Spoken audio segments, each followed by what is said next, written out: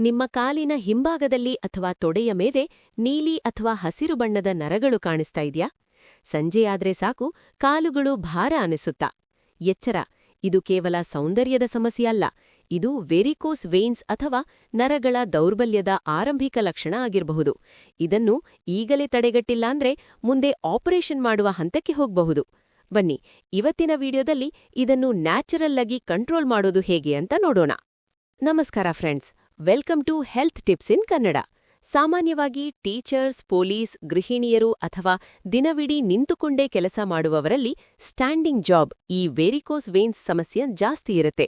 ನಮ್ಮ ಕಾಲಿನ ಕವಾಟಗಳು ಅಥವಾ ವ್ಯಾಲ್ವ್ಸ್ ವೀಕ್ ಆದಾಗ ರಕ್ತ ಸರಿಯಾಗಿ ಹೃದಯಕ್ಕೆ ತಲುಪದೆ ಅಲ್ಲೇ ಕಾಲಿನಲ್ಲಿ ಶೇಖರಣೆಯಾಗುತ್ತೆ. ಅದಕ್ಕೆ ನರಗಳು ಉಬ್ಬಿಕೊಳ್ಳುತ್ತವೆ. ಆದ್ರೆ ಚಿಂತೆ ಬೇಡ, ಸಿಂಪಲ್ ಜೀವನಶೈಲಿ ಬದಲಾವಣೆಯಿಂದ ಇದನ್ನು ಆರಂಭದಲ್ಲೇ ತಡಿಬಹುದು. ಮೊದಲನೇ ಟಿಪ್: ಚಲನೆ ಇರಲಿ. Keep moving. ನೀವು ಒಂದೇ ಕಡೆ ಹೆಚ್ಚು ಹೊತ್ತು ನಿಲ್ಲೋದು ಅಥವಾ ಒಂದೇ ಕಡೆ ಕುಳಿತುಕೊಳ್ಳೋದು ಮಾಡಬೇಡಿ. ಪ್ರತಿ 30 ನಿಮಿಷಕ್ಕೊಮ್ಮೆ ಸ್ವಲ್ಪ ನಡೆಯಿರಿ. ಕುಳಿತಾಗ ಪಾದಗಳನ್ನು ಆಡಿಸುತ್ತಾ ಇರಿ.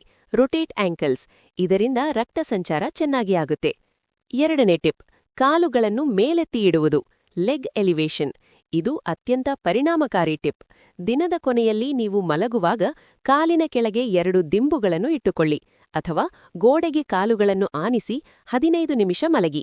ಹೀಗೆ ಮಾಡುವುದರಿಂದ ಕಾಲಿನಲ್ಲಿ ನಿಂತಿರೋ ರಕ್ತ ಸುಲಭವಾಗಿ ಹೃದಯದ ಕಡೆಗೆ ಹರಿಯುತ್ತೆ. ಊತ ತಕ್ಷಣ ಕಡಿಮೆಯಾಗುತ್ತೆ. ಮೂರನೇ ಟಿಪ್: ಕಂಪ್ರೆಷನ್ ಸ್ಟಾಕಿಂಗ್ಸ್ ಬಳಕೆ. ನಿಮಗೆ ಈಗಾಗಲೇ ನರಗಳು ಉಬ್ಬಿದ್ರೆ ಡಾಕ್ಟರ್ ಸಲಹೆ ಮೇರೆಗೆ ಕಂಪ್ರೆಷನ್ ಸ್ಟಾಕಿಂಗ್ಸ್ ಅಥವಾ ಬಿಗಿಯಾದ ಸಾಕ್ಸ್ ಬಳಸಿ. ಇದು ನರಗಳಿಗೆ ಸಪೋರ್ಟ್ ಕೊಡುತ್ತೆ. ನಾಲ್ಕನೇ ಟಿಪ್: ಆಹಾರ ಪದ್ಧತಿ. ನಿಮ್ಮ ಊಟದಲ್ಲಿ ಉಪ್ಪು ಕಡಿಮೆ ಮಾಡಿ ಮತ್ತು ನಾರಿನಂಶ ಜಾಸ್ತಿ ಮಾಡಿ. ಮಲಬದ್ಧತೆ ಆದ್ರೆ ಕಾಲಿನ ನರಗಳ ಮೇಲೆ ಒತ್ತಡ ಬೀಳುತ್ತೆ. ಸೊ ಹಣ್ಣು ತರಕಾರಿ ಜಾಸ್ತಿ ತಿನ್ನಿ. ಈ ಟಿಪ್ಸ್ ಫಾಲೋ ಮಾಡೋದ್ರಿಂದ ನಿಮ್ಮ ಕಾಲಿನ ಸ್ನಾಯುಗಳು ಬಲಗೊಳ್ಳುತ್ತವೆ ಮತ್ತು ರಕ್ತ ಪರಿಚಲನೆ ಸುಗಮವಾಗುತ್ತದೆ. ಇದರಿಂದ ಕಾಲು ನೋವು ಮತ್ತು ಭಾರ ಕಡಿಮೆಯಾಗಿ ವೆರಿಕೋಸ್ ವೇನ್ಸ್ ಜಾಸ್ತಿಯಾಗೋದನ್ನ ತಡೆಯಬಹುದು. ಒಂದು ಮುಖ್ಯವಾದ ಎಚ್ಚರಿಕೆ: ಕಾಷನ್. ನಿಮಗೆ ವೆರಿಕೋಸ್ ವೇನ್ಸ್ ಇದ್ರೆ ಕಾಲನ್ನು ಜೋರಾಗಿ ಮಸಾಜ್ ಮಾಡಬೇಡಿ. ಇದರಿಂದ ರಕ್ತ ಹೆಪ್ಪುಗಟ್ಟುವ ಸಾಧ್ಯತೆ ಇರುತ್ತೆ. ಹಾಗೆ ತುಂಬಾ ಬಿಸಿ ನೀರಿನಲ್ಲಿ ಸ್ನಾನ ಮಾಡೋದನ್ನ ಕಡಿಮೆ ಮಾಡಿ. ತಣ್ಣೀರು ಅಥವಾ ಉಗುರು ಬೆಚ್ಚಗಿನ ನೀರು ಬಳಸಿ. ಸ್ನೇಹಿತರೆ, ನೆನಪಿಡಿ, ಆರೋಗ್ಯವೇ ಭಾಗ್ಯ. ಈ ಲಕ್ಷಣಗಳು ಹೆಚ್ಚಾಗಿದ್ರೆ ತಡ ಮಾಡದೆ ಡಾಕ್ಟರ್ನ ಸಂಪರ್ಕಿಸಿ. ಈ ಮಾಹಿತಿ ನಿಮಗೆ ಇಷ್ಟ ಆಗಿದ್ರೆ ದಯವಿಟ್ಟು ವಿಡಿಯೋಗೆ ಒಂದು ಲೈಕ್ ಕೊಡಿ. ನಿಮ್ಮ ಫ್ರೆಂಡ್ಸ್ ಮತ್ತು ಫ್ಯಾಮಿಲಿ ಜೊತೆ ಶೇರ್ ಮಾಡಿ. ಇದೇ ರೀತಿ ಹೆಚ್ಚು ಹೆಲ್ತ್ ಟಿಪ್ಸ್ಗಾಗಿ ನಮ್ಮ ಚಾನೆಲ್ಗೆ ಸಬ್ಸ್ಕ್ರೈಬ್ ಆಗೋದನ್ನ ಮರಿಬೇಡಿ. ಮುಂದಿನ ವಿಡಿಯೋದಲ್ಲಿ ಸಿಗೋಣ.